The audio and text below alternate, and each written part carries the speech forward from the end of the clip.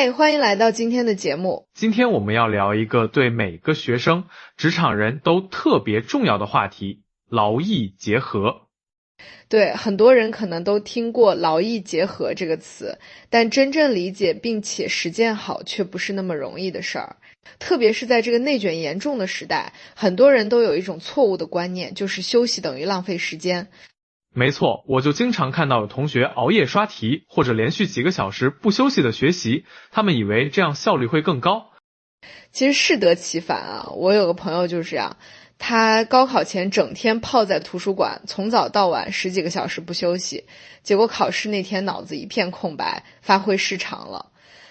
这种情况太常见了，今天我们就来聊聊为什么说休息好才能学习好，以及怎么科学的进行劳逸结合。首先我们得明确一点，劳逸结合不是懒惰的借口，而是一种科学的学习方法。它强调的是在学习和休息之间找到平衡，让两者相互促进。对，这个概念其实在我国古代就有了，比如孔子就说过学而不思则罔，思而不学则殆。意思是说光学习不思考是没用的，光思考不学习也是危险的。这里的思某种程度上也可以理解为一种休息和消化的过程。现代科学研究也证实了这一点。我最近看了一份关于大脑工作机制的报告，发现人的大脑在高度集中注意力的状态下，大概只能维持25分钟左右，超过这个时间，注意力就会明显下降。所以那些连续学习几个小时不休息的做法，其实效率是很低的。虽然看起来时间花了很多，但实际上大部分时间大脑都处于一种低效的状态。没错，而且长时间不休息还会导致身体疲劳、眼睛疲劳，甚至会影响心理健康，产生焦虑、抑郁等负面情绪。我想起来，我大学时有个室友，他特别喜欢用番茄工作法来学习，就是每学习25分钟就休息5分钟，4个这样的循环后，再休息一个较长的时间，大概15到30分钟。番茄工作法确实是一个很好的时间管理方法，它基于人类大脑的工作规律，通过短暂而有规律的休息，让大脑保持在一个高效的状态。而且这种方法还有一个好处，就是能让人更容易进入学习状态。因为你知道25分钟后就可以休息了，所以更容易集中注意力。对，心理上的暗示作用很重要。不过，除了时间上的安排，休息的质量也很关键。有些人休息时间到了，就拿出手机刷抖音、看微博，这样的休息其实并不能让大脑真正放松。是的，因为这些活动本身也是在消耗注意力资源。真正有效的休息应该是让大脑转换一下工作模式，比如闭目养神，做做伸展运动，或者简单的发一会儿呆。我个人比较喜欢在休息时间做一些简单的伸展运动，特别是眼保健操。长时间盯着书本或者电脑屏幕，眼睛真的很容易疲劳。对，保护视力真的很重要。我还喜欢在休息时间喝点水，活动活动筋骨，有时候甚至就是站起来看看窗外的风景，让眼睛看看远处，这对缓解眼睛疲劳也很有帮助。说到劳逸结合，我觉得还有一个很重要的方面就是学习内容的交替，比如先学习数学，然后转换到语文或者英语，这样不同类型的学习内容交替进行，也是一种劳逸结合的方式。对，这种方法在认知科学中被称为交错学习。因为不同类型的学习任务会激活大脑的不同区域，所以交替学习可以让大脑的某些区域得到休息，同时又能保持整体的学习状态。而且交错学习还有一个好处，就是能够防止过度学习。有研究表明，当我们在短时间内反复学习同一内容时，边际效益会递减，也就是说，投入的时间越多，学习效果的提升越小。是啊，我以前备考的时候就有这种感觉，一道题做了很多遍，到后面就算做对了，也只是因为记住了答案，而不是真正理解了解题方法。对，这就是所谓的熟悉感陷阱。我们以为自己掌握了，其实只是对内容产生了熟悉感。真正的学习应该是理解和内化知识，而不仅仅是记忆。所以适当的休息和转换学习内容，不仅能让我们保持高效的学习状态，还能帮助我们更深入的理解和掌握知识。说到休息，我觉得睡眠也是一个非常重要的话题。很多学生为了多学习一会儿，经常熬夜到很晚，甚至通宵。但其实充足的睡眠对学习效果的影响是非常大的。是的，睡眠不足会直接影响到我们的注意力、记忆力和创造力。有研究表明，睡眠在巩固记忆方面扮演着关键角色。我们在学习后的睡眠期间，大脑会对白天学习的内容进行整理和巩固。所以说，牺牲睡眠时间来学习，其实是一种得不偿失的做法。与其熬夜到凌晨，不如早点睡觉，第二天早起学习，效果会好得多。我大学时期就尝试过这两种方式。熬夜学习的那段时间，虽然表面上看起来学习时间增加了，但实际上效率非常低，而且第二天上课总是昏昏欲睡。后来调整为早睡早起的模式后，不仅学习效率提高了，整个人的状态也好了很多。对，早睡早起真的很重要。另外，我觉得周末的休息安排也值得一提。很多学生周末2天都泡在图书馆或者自习室，从早到晚不停的学习，这样做真的好吗？我觉得这种做法也不太科学。周末应该是一个调整和恢复的时间，适当的放松和娱乐活动是必要的。比如可以安排一些体育锻炼、社交活动或者兴趣爱好，让身心得到全面的放松和恢复。对，而且这些活动本身也是一种学习和成长。体育锻炼可以增强体质，提高学习耐力；社交活动可以锻炼沟通能力，拓展视野；兴趣爱好则可以培养创造力和审美能力。这些都是书本上学不到的东西。没错，学习不仅仅是书本知识的积累，还包括各种能力的培养和人格的塑造，所以全面而均衡的发展才是真正的学习目标。说到这里，我想起一个很有意思的现象，就是有些学生在学习时特别容易分心，明明坐在书桌前，却总是忍不住玩手机、看视频或者发呆。这种情况下，强迫自己继续学习，往往效果不佳。是的，这时候可能需要的不是更多的自律，而是一个短暂的休息。有时候我们的注意力资源确实已经耗尽了，这时候休息一下，让大脑恢复能量，反而能提高后续的学习效率。对，休息不是浪费时间，而是为了更好的学习。就像运动员在比赛中需要适时的调整和休息一样，学习也需要科学的节奏和安排。说到科学的学习节奏，我觉得还有一个很重要的点，就是要根据个人的生物钟来安排学习时间。每个人的精力高峰期是不同的，有的人早上精力充沛，有的人则是下午或晚上状态更好。对，了解自己的生物钟，在精力高峰期安排重要或难度大的学习任务，在精力低谷期安排相对轻松或机械性的任务，这样可以最大化学习效果。比如我就是个典型的夜猫子，晚上9点到11点是我大脑最清醒的时候，所以我通常会在这个时间段安排需要深度思考的学习任务。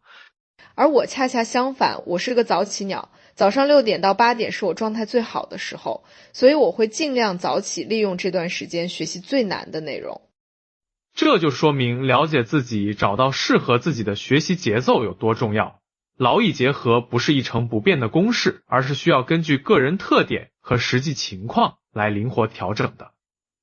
说到灵活调整，我想聊聊学习环境的问题。有些人喜欢在安静的图书馆学习，有些人则喜欢在咖啡馆这种有一定背景噪音的地方学习。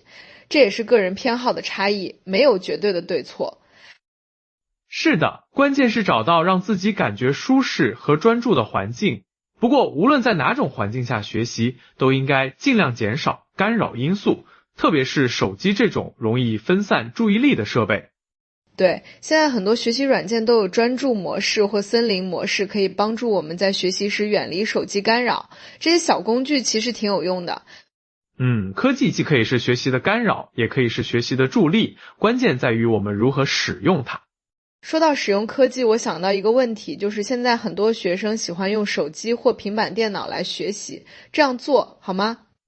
这个问题没有一刀切的答案。电子设备确实有很多便利之处，比如可以随时查阅资料、记笔记、做练习等，但长时间盯着电子屏幕也容易导致视觉疲劳和注意力分散。所以使用电子设备学习时更需要注意劳逸结合，可以采用20-20法则，就是每看屏幕20分钟就远眺20秒，让眼睛得到休息。对，保护视力真的很重要。另外，电子设备学习还有一个潜在的问题，就是容易让我们产生虚假的学习感，比如刷了很多视频课程，但实际上并没有真正理解和吸收内容。是的，这就需要我们在学习过程中不断的自我检验和反思，可以通过做题、讲解给他人或者写总结等方式来检验自己是否真正掌握了知识。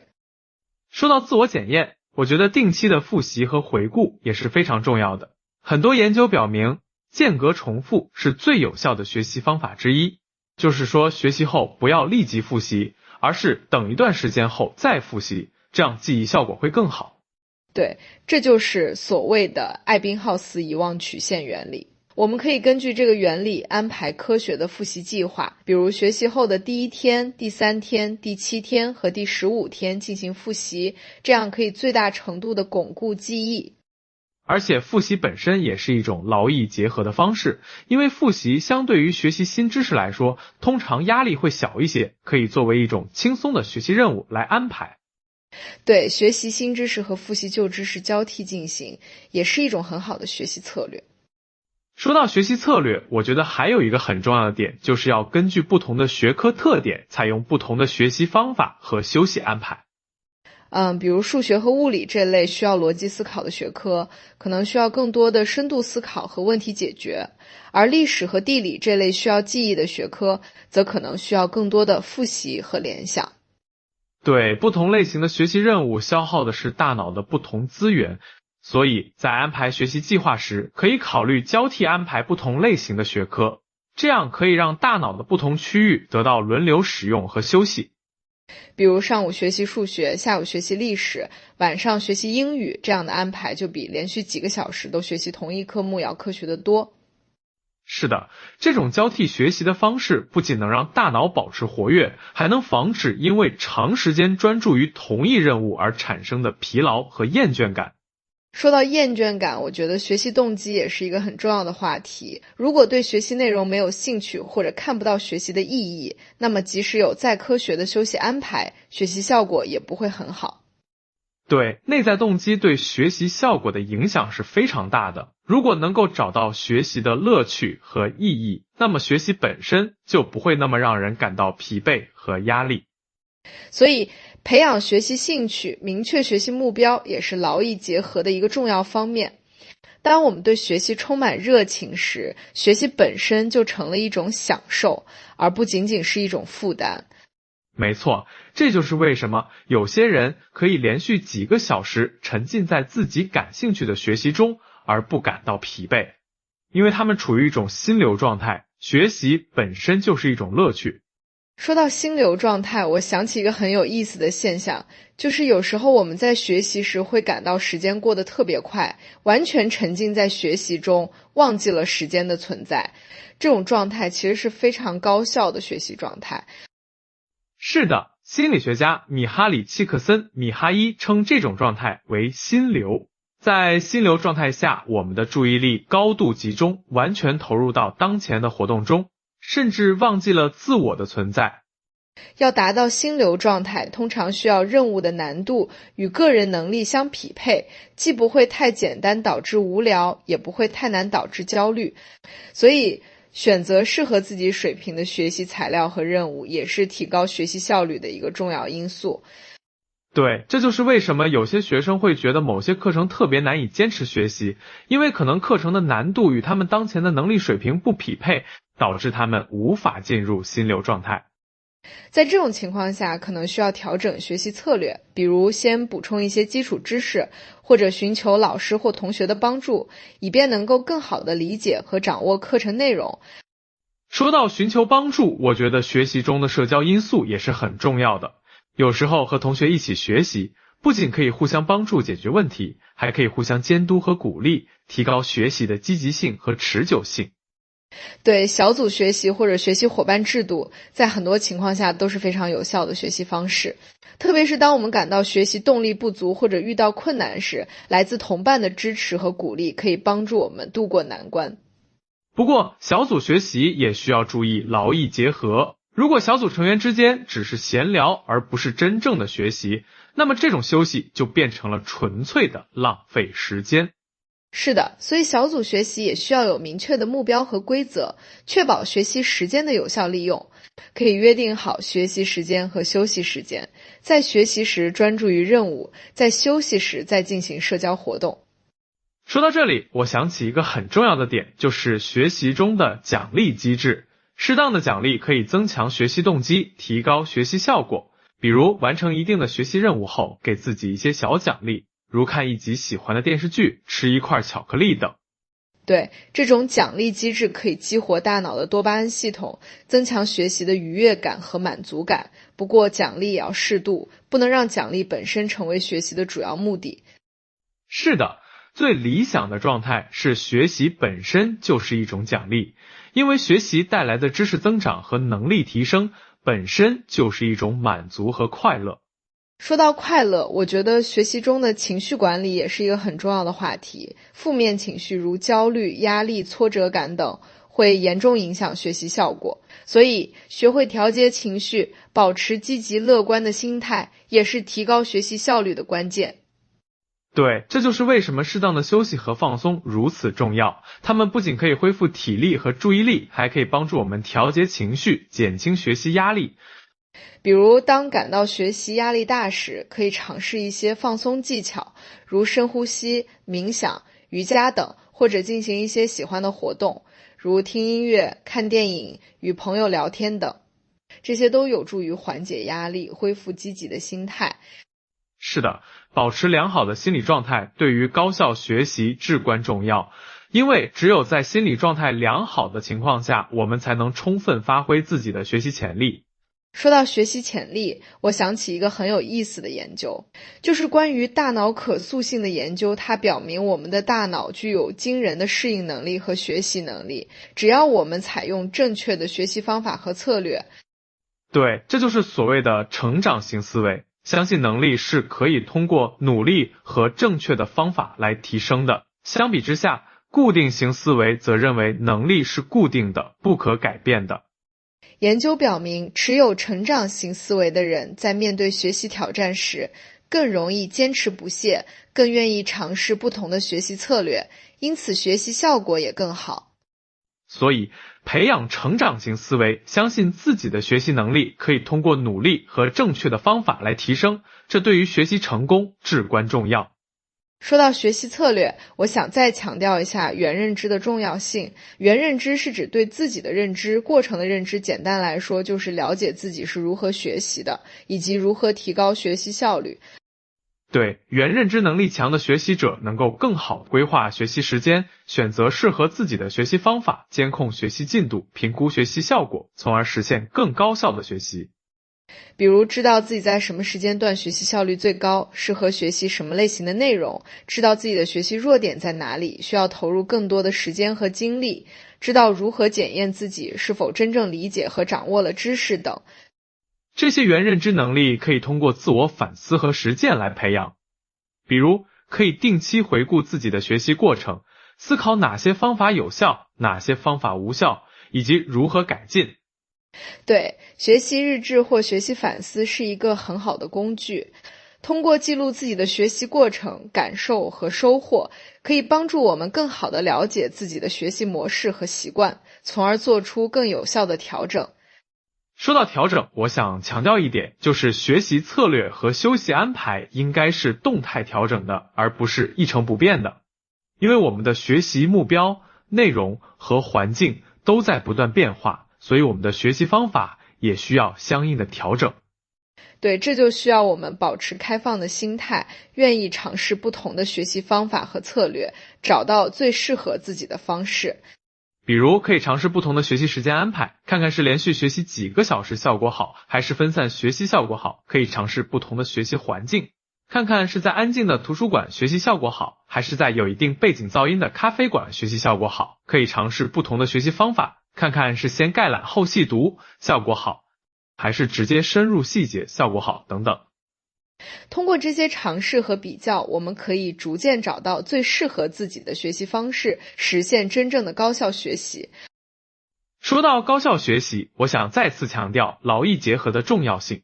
学习不是一场短跑，而是一场马拉松，需要我们有长期的规划和坚持。而要实现长期的高效学习，适当的休息和调整是必不可少的。对，就像运动员需要科学的训练和休息安排一样，学习者也需要合理的学习和休息计划，才能保持长期的高效状态。所以，不要把休息看作是浪费时间或者偷懒，而应该把它看作是学习过程中的一个重要环节，是为了更好的学习。